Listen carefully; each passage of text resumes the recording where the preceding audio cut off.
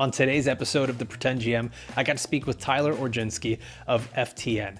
Now, Tyler's one of the most accurate rankers in the entire fantasy football industry. He actually ranked #1 in the Fantasy Pros accuracy contest in 2024. So I wanted to talk to him a little bit about his process, how he finds the best players, what he does in the middle of the season to gear up for the fantasy playoffs. And a lot of his process comes from data and spreadsheets, but Tyler wasn't always that way. So we got to take a look behind the curtain and see how he got to that point in his career. Just like you and me, Tyler is a Pretend GM. What I love to do is for every guest that I bring on here is I love to explain the idea of this show is to take the gap between fantasy analyst and fantasy manager and bridge that gap where the fantasy manager can say, oh, I'm just like Tyler. I have the same skill set as him. I look at the game the same way. I can learn from this and I can be better at managing my fantasy team. And especially someone like you who's done so well with rankings and understanding this game. Yep. I always like to open this with, if you had to sum up your fantasy philosophy in just one sentence, what would it be? Create a process and never stop refining that process. I would say that would be my philosophy. I thought about this one here for a bit, went a couple different ways, but definitely having a process to me is one of the most important things. Maybe not just in fantasy football, but in a lot of aspects of life. It's important to always try to improve, always try to get better. Sometimes it's just a little bit incrementally, but I think you need to have some kind of process laid out. Otherwise, you have no way to kind of look back and see where there's areas of improvement. If you take some L's and get those losses, you got to be able to learn from those. And I think it's a lot harder to learn from failure when you don't actually have a real like process spelled out, right? So for me, it's all about starting a process and then continuing to just kind of build on that process and refine that process as you go. It never ends, right? You can get it to a spot where you feel really comfortable with it. But at the end of the day, it's all about just making sure that there's a process lined out and you have ways that you can improve when you're able to kind of identify areas that need that improvement. So you talk about process, and one of the things that you are most well known for in the fantasy industry is being very good and very accurate when it comes to rankings. So I'm not going to ask you to give away the special secret sauce here or anything like that, but could you sort of open up a little bit what that process is like when you're making rank? Like, where do you even start? Is it with projections? Is it saying this is just a good player on a good team? How does this process go for you? Yeah, it's projections. Everything's projection based. And I think the way I'd at least talk about it is everything starts at a team level, right? And for me, that takes days, weekly, but sometimes I spend months on it in the off season where I'm just looking at things from a full team level, trying to understand how much the team's going to run, how much the team's going to pass, what percentage are going to be run or pass touchdowns. Just try to get an understanding of what that team does. Looking at pace of play is also a very important aspect for me, is understanding how many plays does that team usually run. Will that go up or down considering who they're playing that week? And really just trying to hammer down the most accurate kind of game environment that I can. Obviously, using Vegas's lines, implied totals, both team and the total for the game is important as well. Then after you feel good about what you have done there from a team level, you can then start to kind of break that down on an individual position level with the players themselves. So for me, that's really where my, process begins and in some ways ends. In terms of the rankings, is like everything starts with projections. I am a projections focused analyst, very much a spreadsheets data focused analyst that kind of drives a lot of the decisions that I make and drives a lot of some of the success that I've had, particularly in the Fantasy Pros accuracy competition. So for me, that process that I'm talking about, the process I'm alluding to here, really is primarily going to be projection based. Is that how you got into fantasy football? Is being good with data, projections, spreadsheets? Like, what were you doing before this, and that you made this transition into fantasy football? Yeah, it's funny. I think I never really opened a spreadsheet before I got into fantasy football. I was like not into the data at all. It's funny. Nothing about my day job had to do with data. Even when I started playing fantasy football, I didn't use data at all, actually. For me, the one of the pieces was I was doing like really good in my home leagues, and with some push from a couple of my brothers and friends, like, oh, you should start like considering, being an analyst. Like, I was a good home league player. I was a casual player and I was pretty good at it. I just really listened to podcasts, read some articles and stuff. And they kind of pushed me into being like, hey, like usually we ask you for help and you usually do a pretty good job like breaking down why you choose this or why you do that. You ever thought about like podcasting or writing articles? And I was like, no, not really. So I just kind of like dove head first, jumped onto Twitter, spend some time like just like getting to know people, starting to understand the process, like started doing podcasts, started doing poorly written content there for a little bit. And, it became really apparent to me early on, like, how am I going to get better at this? Right. Like, I mean, frankly, like early on when I was writing articles or podcasting, I found myself just really kind of like parroting people I respected, in a lot of ways, like not necessarily ripping off their content, but like just kind of like parroting ideas and not really having original ideas of my own. Right. These are people I respect. These are people that most of them are still making content and they're great at it. But I think for me, I wanted to have something where I'm like, all of my ideas are my own, right? Everything that I'm coming up with at this point is something that I've created.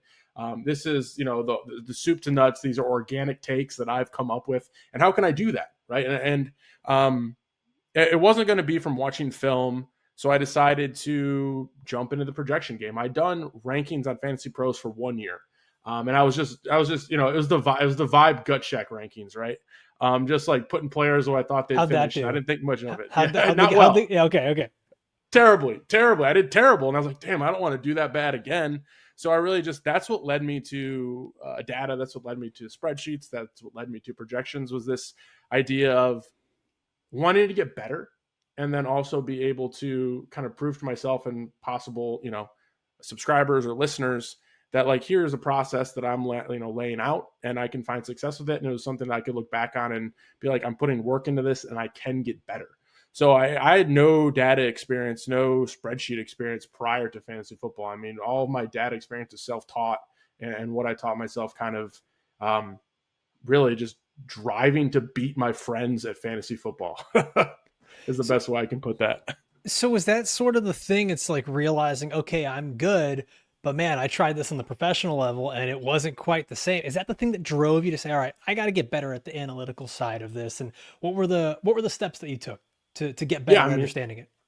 I mean, that was exactly it. I realized like, I was good enough to consistently win in my home league, but now I'm up against the big dogs, right? People who are in the industry and people who do this, some of it for a living.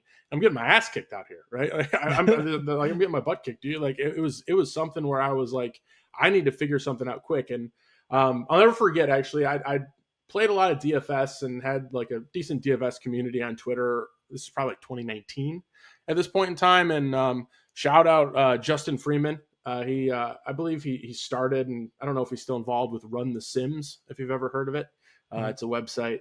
And he had been doing projections, and he was offering up a free projection kind of like template, like a spreadsheet, if you donated to a charity. So if you donate to a charity, he would send you his projection template, and you would then be able to go into that Excel file and change and kind of manipulate market shares essentially to determine and that would spit out where players would be ranked. And it had all the historical data already in it. It had a lot of the team level stuff in there. So it was kind of like a plug in, you just plug in your numbers and it spits things out. And that was like my first experience with like not only spreadsheets, but like data and looking at it from that perspective. Because up until then, it was clearly like, I'm listening to podcasts and I'm watching football and I have decent takes. Right. So that really kind of led me down of like, all right, I want to understand how the spreadsheet works. So I started to dive into like formulas. I kind of saw what was plugged in, saw the inputs, saw what I was able to do, saw where I could make mistakes. And that was 2019 or 2020. I can't remember the first year I did projections, but let's just say 2020 for the sake of it.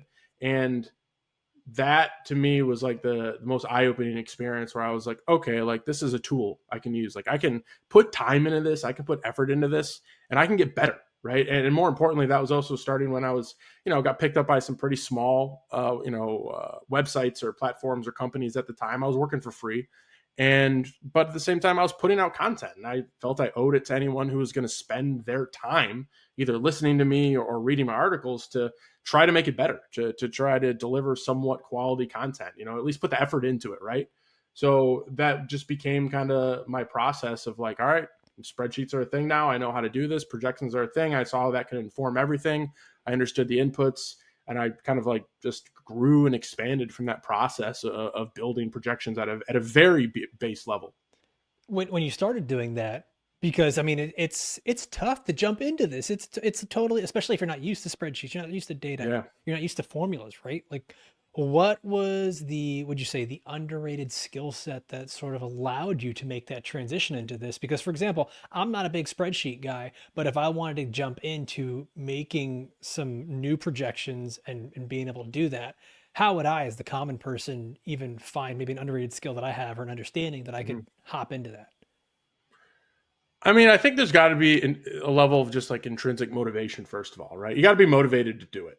It's not easy to do. It's not an easy self-taught thing. I mean, we're talking hundreds, probably thousands of hours of time that I've spent trying to do this. But I think for me, the biggest thing is like networking and asking for Okay. help and not being afraid to ask for help is so important. Like Big. I didn't really understand spreadsheets at first and was able to kind of drop into, you can tell who the film guys are. You can tell who the spreadsheets people are on Twitter, and like dropping in their DMs and finding some time with them. Networking with some people, as you are, very aware of, you become really close to people on X or Twitter in this space. And I was able to find some people who were very spreadsheet focused and was able to kind of compare notes with them, see what they were doing, their spreadsheets, my spreadsheets, what were they using, what was I using, what were we finding out that was working, and just the whole idea. And I almost use this when you ask me the question of my philosophy in fantasy football. I almost said iron sharpens iron because that's something I say all the time with like my fantasy football close knit community.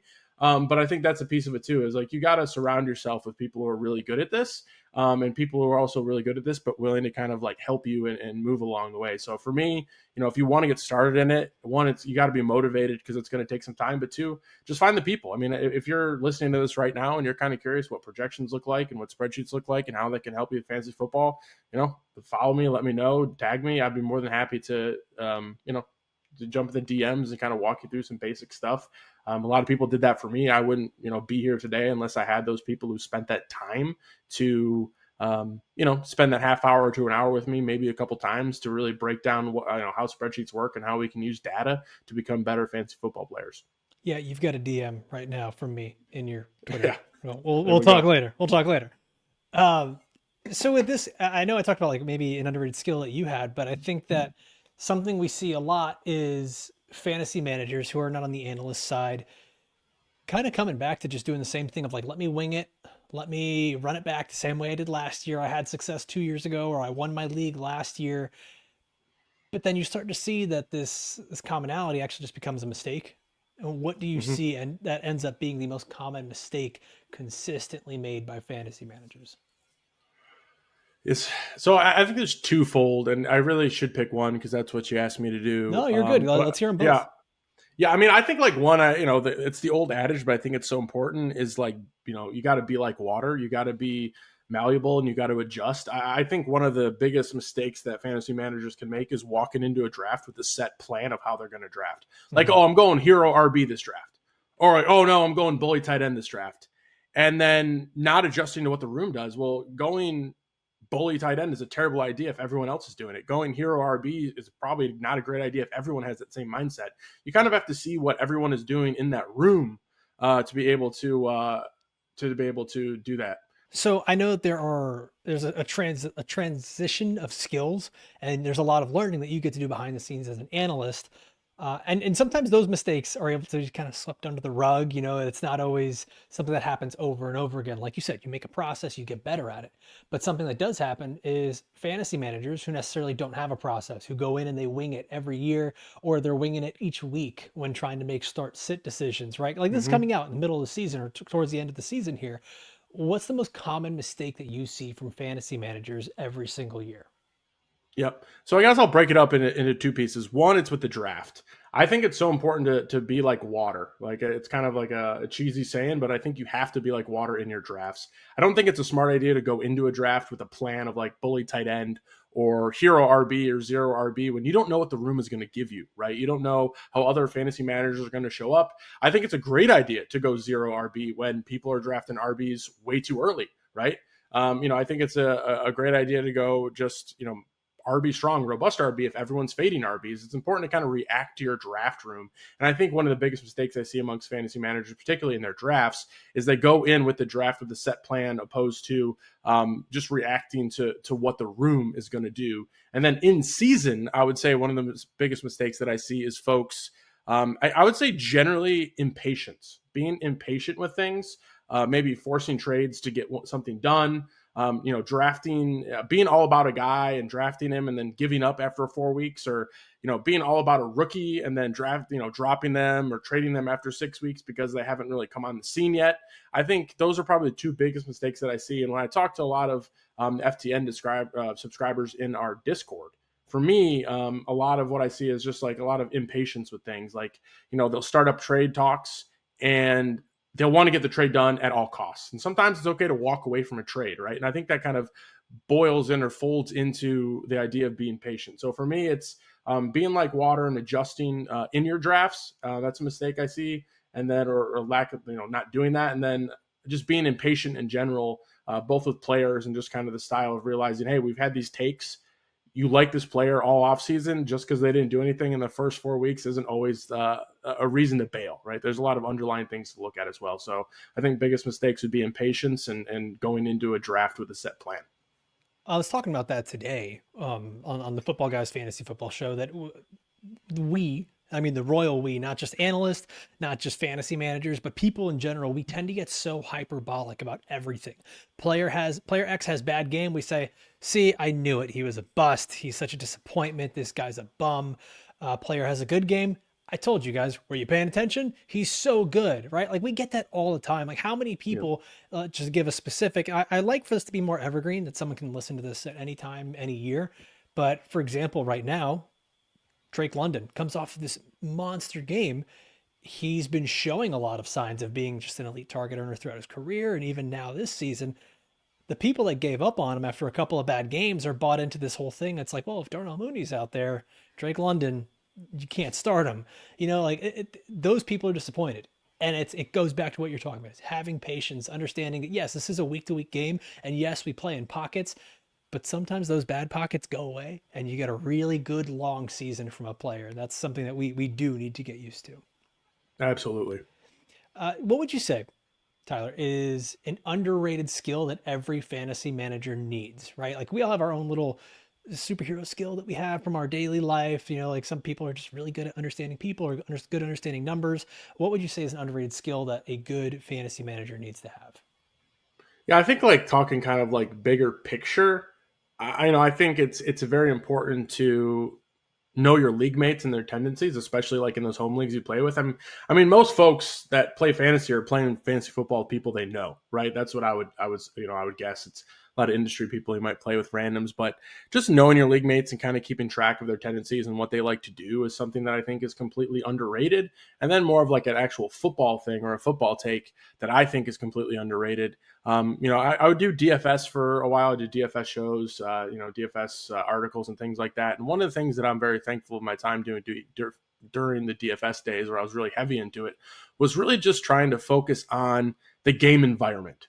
I think that is an underrated skill that a lot of folks might not really be thinking about. Is like, it's important to have player takes and it's important to think about what players are going to do, but understanding game environment, in my opinion, was one of the first times, or I should say, was really one of the key things that elevated my game, was just understanding, like, what is an implied total, right? What does that mean? Like, having games with an implied total in the 50s usually means good things for fantasy. Like, having implied totals that are sub 40, probably not great for fantasy. It's not a guarantee, right? But Vegas is Vegas for a reason. They're going to be right more than they're wrong in terms of what they're thinking. And when you say game environment, you mean everything from point totals to, is it indoors, outdoors, weather, injuries, like everything that's going into this.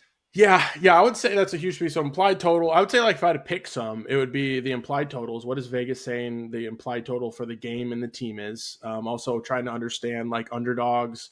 Also trying to understand people are favorite and what those teams do in neutral, kind of like neutral scripts. Like, generally speaking, when a team is losing, they should be passing more. And generally speaking, when a team is winning, they're running more. And knowing what the tendencies are, but then also knowing that kind of team where it's like, you understand, like, in neutral game scripts, when things are close, is this a team that likes to pass more? Is this a team that likes to run more? What do they lean towards more?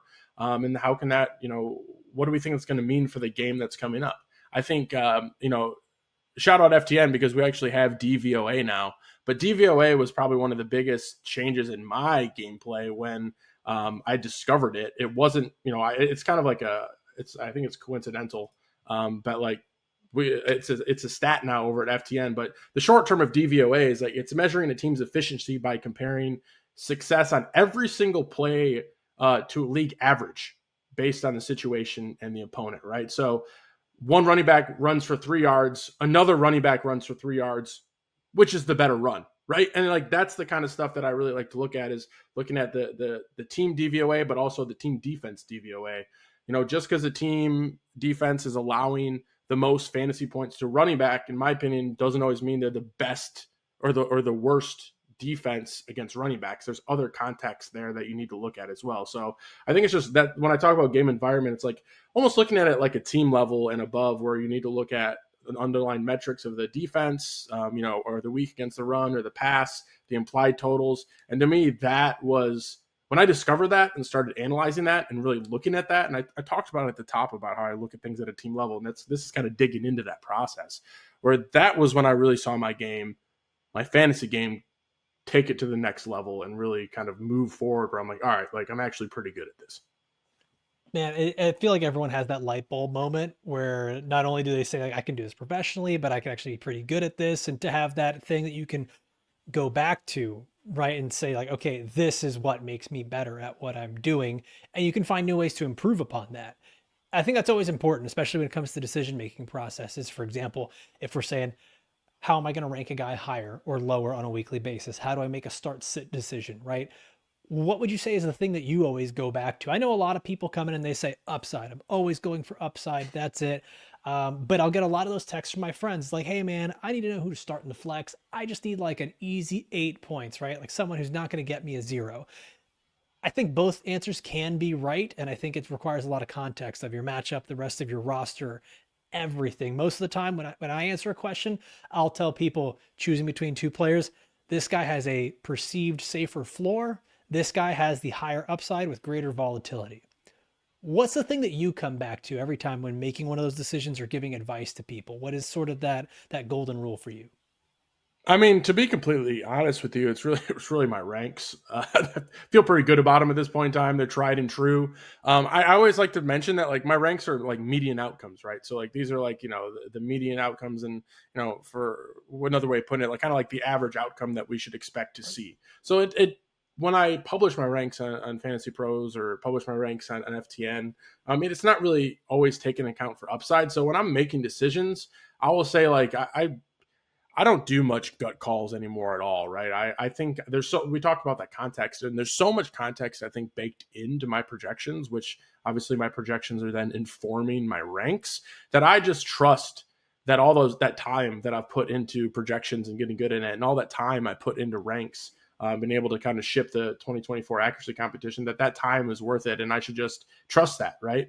I do think there's certain cases when you can kind of make different decisions, like maybe you're down a decent amount from Thursday, right? And you're going into your Sunday matchup and you're behind the ball 30 points, and there's 2 guys ranked right next to each other. I would then probably take the guy that I would perceive to have more upside, even if he's like 1 or 2 slots below the person that I ranked. Or I think there's obviously always going to be just this level of kind of nuance to ranks, as they're never meant to be like a skeleton key to give you all the answers to every single thing. Right. But I think generally speaking, when I need to make lineup decisions, or people ask me about lineup decisions, I just go straight to the ranks, because those ranks are informed right from my projections. Those projections have a whole lot of context and sweat and hours behind them, that I just think for me, it's the easiest way to do it. And then also I don't have to sweat it or like get mad at myself when I get a wrong call. I get wrong calls all the time. Like we do this for a living. We get this we get so much wrong all the time.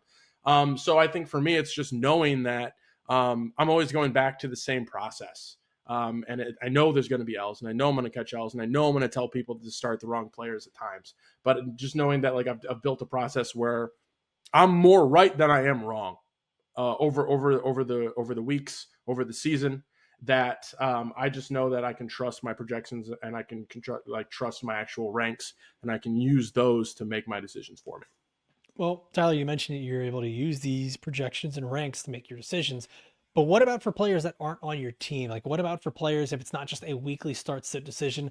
Let's say it's something like, man, I really want to look at this guy as a potential waiver wire ad or a trade target, right? So let's say a player that often used term in fantasy football, a breakout. Someone who we could see a breakout coming. Oftentimes they're impossible to predict, but sometimes there are a few telltale signs. So, what would you say is that telltale sign for you of a potential breakout late in the season where you're saying, I need to pick up this guy off waivers. I want to trade and buy low for this guy. What are the typical signs for you? I would say when great usage doesn't match great production would probably be my easy answer to that. I think from a very base level, it's always important to look at the context, not just the box scores, which I think should be no surprise for anyone who's spending their time listening to a fantasy football podcast, right? We're not just box score hunting. But for me, it's like understanding, like, all right, player did good, player did bad. Let's peel under. Let's pick up the hood. Let's pick up the hood just a little bit here. What was their snap rate like? Were they out there on the field enough? That's always like your number one indicator, in my opinion. Like, if you want to know if something is real or not, just look at their snaps. Like, that's always going to be like a pretty good indicator. Of course, you're going to always have your like Dalton Kincaids this year. But I think there's like situations where it's like, let's look at the snaps. All right. Let's also take a look at the targets. Take a look at the actual opportunities, the handoffs to running back. Like, look at the actual opportunities that they're getting. Does the opportunities necessarily match their output? That's always going to be another telltale sign. I look at things like targets per route run. I think that's always a way to kind of contextualize pretty much exactly what I was talking about there. Whopper, which is a kind of like more of a wide receiver score, I guess, in some ways, more pass catcher, I should say. But that's just kind of, looking at like their weighted opportunities that, use air yards in there a bit. So I think it's just like looking at underlying metrics. I believe, I think it's Ben Gretsch who uses the term, or I don't know if he coined it, but he uses a lot. But the high value touches, is it around the goal line? Right. Are they passes that they're catching? Like, those are the kind of things that I really like to dig into to determine, because if they're not getting that good stuff, we'll call it, if they're not getting if they're not getting high value targets, if they're not getting the snaps, if they're not getting the opportunities, but they're putting a lot of good stats out there, like, to me, generally speaking, that player would be a sell, right? And if they are out there, running a lot of routes, getting a lot of targets, in some regard, getting some separation, right? But then that's not turning into fantasy points in the box score. Generally speaking, that would be an opportunity to buy low on a player, right? So it's about just lifting up the hood, kind of looking at some of the metrics, some of them pretty, fairly straightforward and fairly baseline. I mean, I think if I say words like Whopper and targets per route run and you roll your eyes and that's something that you don't care about, just simply start looking at snaps and targets. I think that, and rush attempts from a running back's perspective. And that'll just give you a good idea of like, hey, what's real here and what's not. Yeah, I mean, that's always one of the easiest things to do is look at a player that there's a lot of opportunity, but not a lot of production, right? And that's Yep. something that one of our previous guests, Faraz Siddiqui, said is, you go and look at expected fantasy points versus actual fantasy points. Like, where are there Yep. some of the biggest gaps in output versus what is being offered out on the field? I think that's something that's true. It's not only just for like waivers and trades. Um, but I think there's an interesting way to approach that too with your league mates, right? It's like, what when you look, because you're always going to look for trades in leagues. I don't know how you are, how early you start doing Certainly. that, but I think there's a specific way I like to do it, which is I'm going to look at, man, who's doing the worst in my league, right? Who's Mhm. maybe just had some bad luck. A lot of times too, like, teams don't look at this where they just look at their record, but they don't look at the points for or points against. And I'll look at someone and be like, you got some good players on your roster. You've just had some bad luck with the points against, and you're 0-6 at this point. Seems like you want to get rid of that frustrating running back right now who's getting a ton of opportunity, but the touchdowns haven't quite been there, right? Yep. So how does that process go for you when you start to say, okay, I want to make a trade, I want to look for a player or go to a specific manager in my league? What's that process like for you?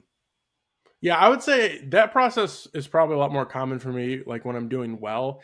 I'm a little bit hesitant sometimes to like make trades when I'm not doing well, which could be contrary to somehow people think. But like, one, it's like I trust my process over 17, 18 weeks. So I'm like, things might work out. Sometimes it's just injury. But at the end of the day, like when I'm doing fairly well, I usually like to wait until, I have a pretty decent chance of making the playoffs. I mean, usually that's probably figured out right around now. Mhm. I'd say like, week 9, 10, 11 is usually about like when I'm like, oh, really kind of looking at things and being like, because you can't necessarily, at least in my opinion, this is how I operate. And I think most leagues should operate this. Like, you can't trade the bad teams when they're eliminated in playoffs and redraft, man. I just think that's just a slimy move. Mm-hmm. I think when you're eliminated in redraft, you can't make trades, man. I've seen it happen before. It's gross. So like there has to be a time when you trade, but you want to make sure it's with somebody who still thinks they have a shot at making the playoffs, or at least they do have a shot at making the playoffs. So I think that's going to be a big part of that. I think playoff schedule is something that's important. Now, I do usually tend to stay away from strength of schedule preseason because I've tracked some like, oh, how do we rank defenses preseason and how did those defenses finish? And it's all over the board, right? We don't know anything about these yeah. players. For how many things we get wrong about one single player in projections. Yeah. Now let's do that for a group of 11. It's very impossible. Wrong. Yeah, we're very wrong. So, but I do think like after like 6 to 8 weeks, you do get like a decent picture of like what a defense is. And, I use like defensive DVOA, points against is important. I think when you kind of put those two pieces together, you can paint a little bit better of a picture. Like, is a defense a top DVOA rush defense? And are they also really stingy against the running back? I think after 6 to 8 weeks, you can say like, okay, this is like, this is a tough matchup for your running backs, mm-hmm. right? You can kind of start to paint those pictures a little bit better. Shout out to like Sleeper and Yahoo have like the color coded teams that you can kind of see in the green. I mean, those are generally like, you usually got to dive in, but generally speaking, I found those to be like fairly accurate. So I think like after 6 to 8 weeks, about half the season, starting to look at the playoff schedule for some players and trying to determine like, these are some teams that I want to target. For example, the Saints are an example where it's like they have an extremely easy rest of season, in my opinion, and playoff schedule. But it's like, do you really want to roster those players? Like that offense right. is not doing very good. So you always have to think about it that way too. Like, is this going to be worth it? Like the schedule is easy enough where maybe things do pop. But again, you're rostering and counting on Saints players. Like I'm not necessarily sure I want to do that. But I do think that about halfway through the season, starting to look and dig a little deeper into the defenses, they do have a fairly more accurate kind of like picture painted as to who you should be targeting. Because I do truly believe that having, best ball really brought this out where people really started thinking about, in my opinion, and a widespread, like what are people doing in, weeks 15, 16, and 17, which is the fantasy playoffs for most people. I know some people thought about it. I'm not, there's plenty of people who thought about that prior to best ball, but I think best ball really kind of made that idea of what is this team's playoff schedule. And it just really more widespread in the community. And I think overall it's a positive thing and it's a good way to think about football. It 100% is. I know like you and I both kind of had a similar story where it's like, okay, I'm winning all my home leagues. Maybe I can actually do this and be good at it. And one of the things I used to do is, okay, I'm already 8-2 right now. I know I'm going to be a top seed in the playoffs. I'm just going to go and start stashing all these backup running backs, all these defenses that have great schedules throughout the playoffs, maybe a quarterback or two that I can stream because that's always what I was doing. And it helps you to get ahead of the game. And that's the same thing with like so many people on waivers. Well, I can't get this guy because he's already rostered. Someone else was doing it a week before, 2 weeks before, or whatever it is. So how early do you start looking ahead to the fantasy playoffs? Like we talked about the importance of it. Do you have sort of a time, whether it's based on record, league, a week number, where you're like, you know what? Let me start focusing on that week 15. Yeah, I would say probably around now, week 10, 11 would probably be when I, generally would do that. I think if I'm absolutely crushing, like I have a league where I'm undefeated in right now. I haven't technically clinched, but like my next couple of weeks are against like, the rebuilding teams. I'm more than happy to kind of take a look at that right now. But generally speaking, I wait till about double-digit weeks to really kind of dig in deep and try to make decisions there. Like I've seen, as you have too, pretty crazy things happen in fantasy.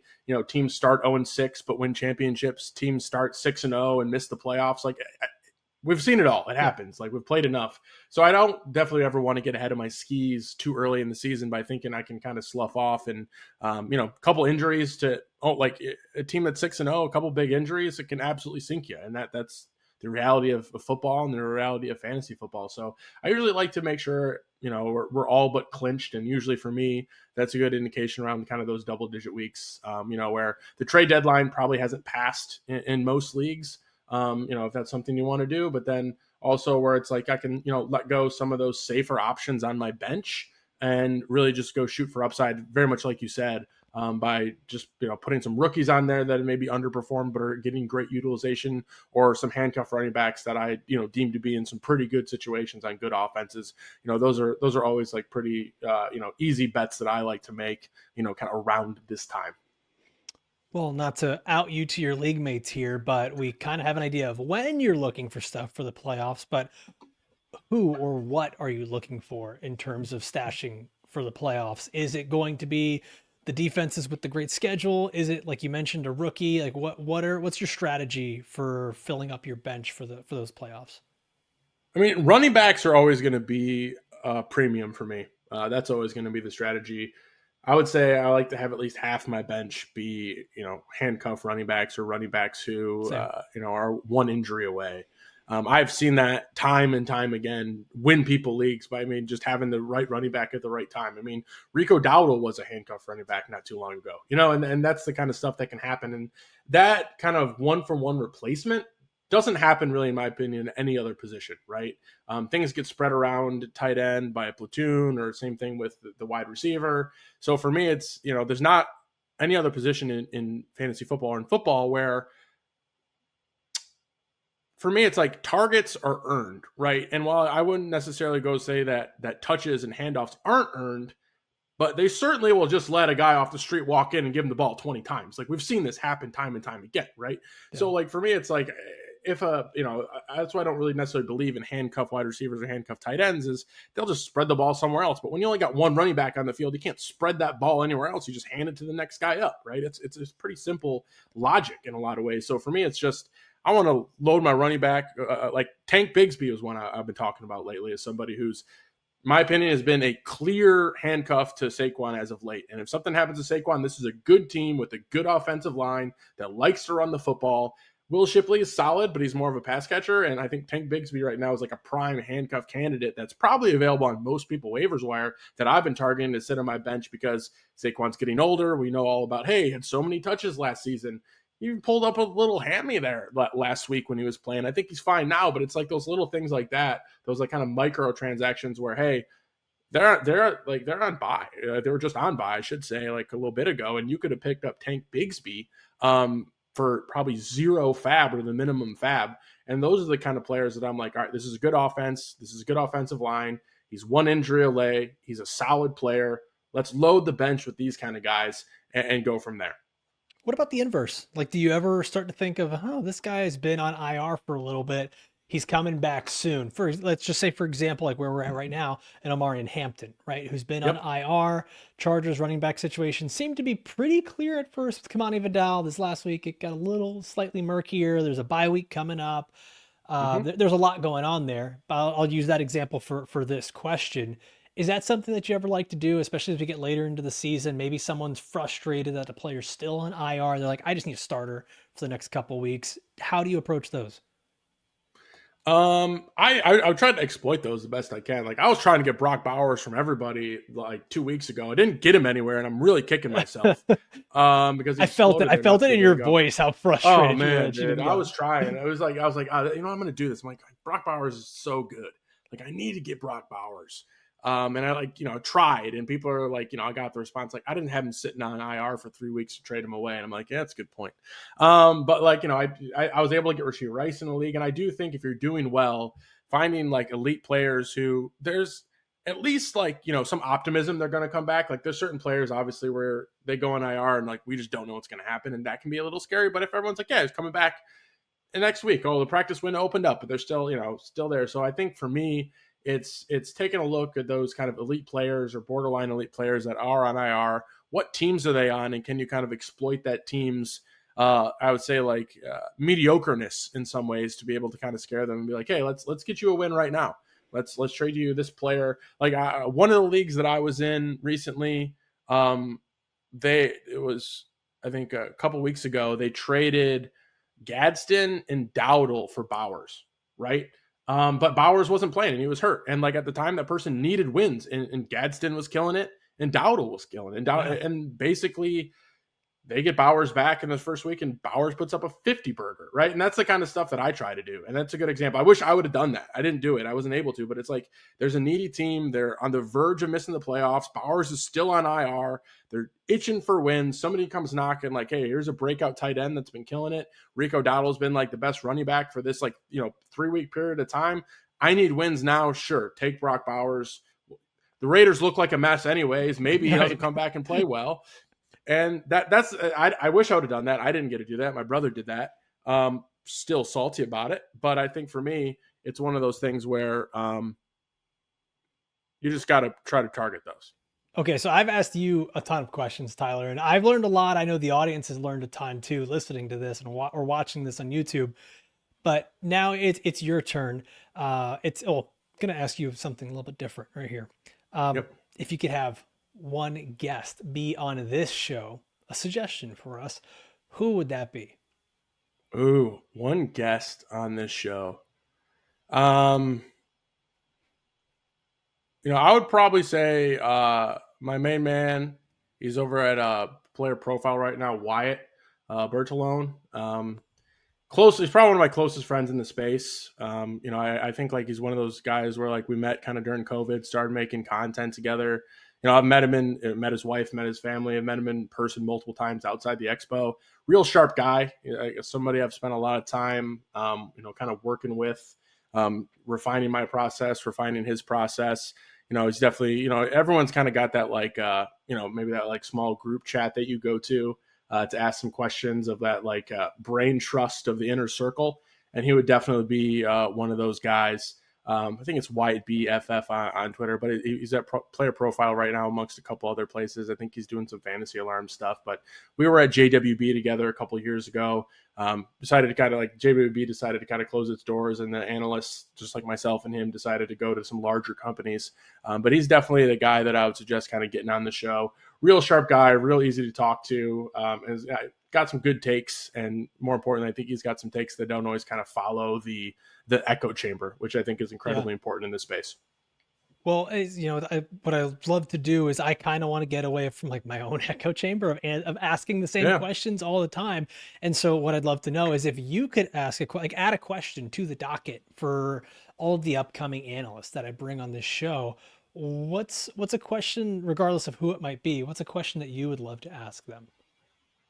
I would like to ask them if they could sit down for for drinks and dinner at a bar for 3 hours with any three fantasy analysts. Who would they pick? I like this one. I like this. Well, you did it to yourself. Any three fantasy analysts at a bar for dinner. Who's it going to be? I'd probably it's going to almost probably go directly to some of the ranking competition that I've been doing. I'd probably say like Sean Corner over at Action Network. Guy's an ace, one of the best rankers out there. I think he's the best. He's the GOAT. Beating him last year was like, to me, like winning was important, but being able to beat somebody I respect so much was pretty wild. I would typically say Jeff Ratcliffe, but like I work with Jeff now, so I get to talk to him a lot. So like, no, respectfully, I might pick somebody that I don't get to actually like interface with. I think Justin Boone has been doing incredible work over at The Score for a while. He moved over to Yahoo, somebody whose work I've respected for a very long time. And, honestly, my first follow on Twitter ever, Sigmund Bloom, would probably go Sig. Oh, so those would probably be the three that I would pick. Sig was the first guest of the Pretend GM in this new interview format, man. Just a really fun guest. And Tyler, you've been a great guest as well, man. I can't thank you enough for joining me. Why don't you let everybody know what you've got working on, where they can follow you, and what's coming up next for you? Yeah, so you can find me on Twitter or X. I believe I will never stop saying Twitter. At FF Tyler O. Also at the same over there on Blue Sky. Not as active on Blue Sky, but definitely try to stop in there every once in a while because they know I got some folks over there. Everything's at FTN for me. It's everything's streamlined on one spot. You'll find my articles. I do a podcast called Crossing Routes that is obviously fueled by FTN with my man Herms. We got a pretty active Discord community over there at FTN. So if you want, you can always find me on X. But if you wanted to get me more directly, you can always go over to FTN and join the Discord. I usually find myself in there, multiple times throughout the day chatting. So really just focused on, some articles, podcasts, pretty typical fantasy stuff. And then obviously the rankings competition is something I'm working on hard right now. Unfortunately, I'm 16th right now. I'm not out of it. I had one bad week, but continuing to kind of push down the road here. So everything I do can be found over at FTN, and my socials are X and Blue Sky, same name, FF Tyler O. Awesome, man. Well, I think once again, thank you so much for joining. This has been great. It's been really enlightening. I know that the audience has learned something from this as well. And for you guys, the audience that are watching or listening, I want to thank you guys for watching and listening all the way through. For myself, for Tyler, I'll see you next time. Adios.